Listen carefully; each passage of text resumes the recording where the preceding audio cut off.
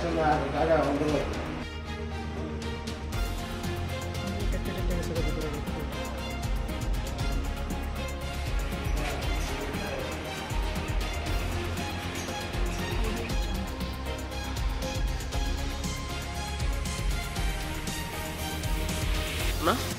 হলো আমার নেহালচন্দ্র বাজারের দোকান আছে, তো দোকানে 8টার দিকে প্রদীপ দাস নামে একটা ছেলে আইছে।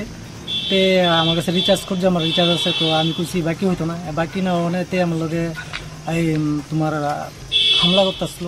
এমন সময় সিপিএমের নেতা উত্তম দাস তাইনা হয়েছে, তাইনা সেটা আমার বড় ভাই, তার বড় ভাইয়ের যখন উত্তরপ্রদেশ কামড় দিয়ে রাখছে, কোনো কিছু না জানিয়ে তারা দুজনে মিললে আকার সংঘবদ্ধ হামলা করছে। এমনভাবে আমার বুকে ভিটে, এই যে এদিকে বুকে ভিটে এদিকে এরকমভাবে অতর্কিত হামলা। আমার বড় ভাইয়ের একদম হাতে কামড় দিয়ে হাতে একদম আঙুলের মধ্যে দাঁত বয় দিছে, দাঁত বয়েছে এমনভাবে বইছে, উপর সাইডে বইয়া নিচের সাইডে বইয়া একদম মানে পুরোপুরি দাঁত বইয়া গেছে। আর আমার তো মানে এমনভাবে হামলা করছে, কোনো কিছু মানে তারা আমরা প্রতিবাদ করাম এমন কিছু বলে ওটার মতন সময় নাই। মানে তার কি কারণ, মানে আপনি রিচার্জ বাকি না দেওয়ার কারণ?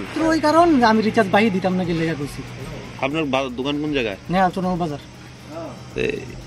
এই দেখেন না, এই ঘটনা কি আপনি বাজার কমিটি বা কারোর জানাইছেন?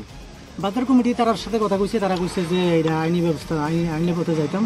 তারা কইছে আইনে যাওয়া হয় তা ওই হোক। আমরা কয়জনে মিললাম আছে? তারা দুজন আসলো, প্রদীপ দাস, উত্তম দাস।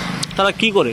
উত্তম দাস তো সিপিএম এর বড় নেতা, আগেও উনি বড় ধরনের এমন মানে ওনার সাথে ওনার সামনে তো কোনো কথা উনি গেছে না, এখনো উনি মানে কোনো ওনার কিছু জিজ্ঞাসাই করছে না যে কি ব্যাপার, কে রে কিটা হয়েছে, এরকম কিছু জিজ্ঞেস না করে মানে আয়াসেরা একদম অতর্কিত হামলা আরম্ভ করে দিয়েছে। যে কোনো প্রতিবাদ মানে কিছু পনের মতনই তাদের কাছে সময় আসলো। আপনার কিসের দোকান? আমার মোবাইল রিচার্জ জেরক্স।